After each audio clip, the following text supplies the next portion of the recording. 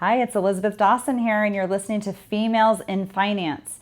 And ladies, what I want to do is I want to talk to you about this. This is something that you need to think about. If you have debt, your goal should be to pay off that debt as soon as possible. You need to be responsible for yourself in the future. I'm not a big proponent of credit cards. Are they used in people's everyday lives? In most cases, a lot of people are using them. I want to encourage you to start being in a cash-based life. If you don't have money in that bank account, don't spend it.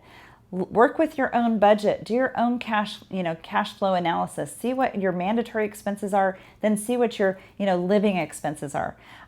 If your living expenses are less than your fixed expenses, that's probably a better thing, but we just don't want our dollars totally outranked. I was just looking at a cash flow analysis from a single individual this last week, and they're living on about $3,100 worth of cash flow each month, but they're overspending by about $600 per month. So they need between $3,700 to $3,800 a month just to be able to make it. This is an individual, believe it or not, because they're having so many dollars go out. They're grossing $80,000 a year. And what ends up happening is that they're living on, about $36,000 to $37,000 per year. So how does that translate? Where are all those dollars and cents going? You're working really hard for your money. You want to keep it too. So ladies, get in a more personal space when it comes to your money. I'm speaking to the gentleman out there too, but get in a more personal space with your money. Do a cash flow analysis, if you will. If you need help with that, we'll be happy to help you with that. Our number here, I think you know it already, but it's 619-640-2622. Get in touch with your spending. And if we have a bigger debt and your goal is to be debt-free, like every December 31st of every year, everyone wants to be debt-free in the coming year, we'll stick to that promise and make it a resolution that'll stick. So if you have to pay a little extra, pay a little extra. I like to introduce something called a wealth recovery account. And that's where all these extra dollars were going to go. Put it in that account until you have enough money to pay off that whole debt in full.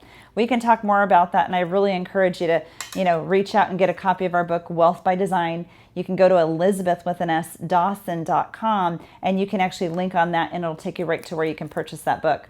If you're real busy, then just get the downloadable version on Audible, and you can listen to me in the car for another hour of your time. And you'll get some ideas, and Chapter 7 is really what we talk about with the Wealth Recovery Account. So get in tune with how you are acquiring debt, how you're paying off debt, how you're not letting it control you, because right now, in most situations, debt is controlling everyone. So have a better relationship with your money, ladies. And again, stay tuned for more Females in Finance to come.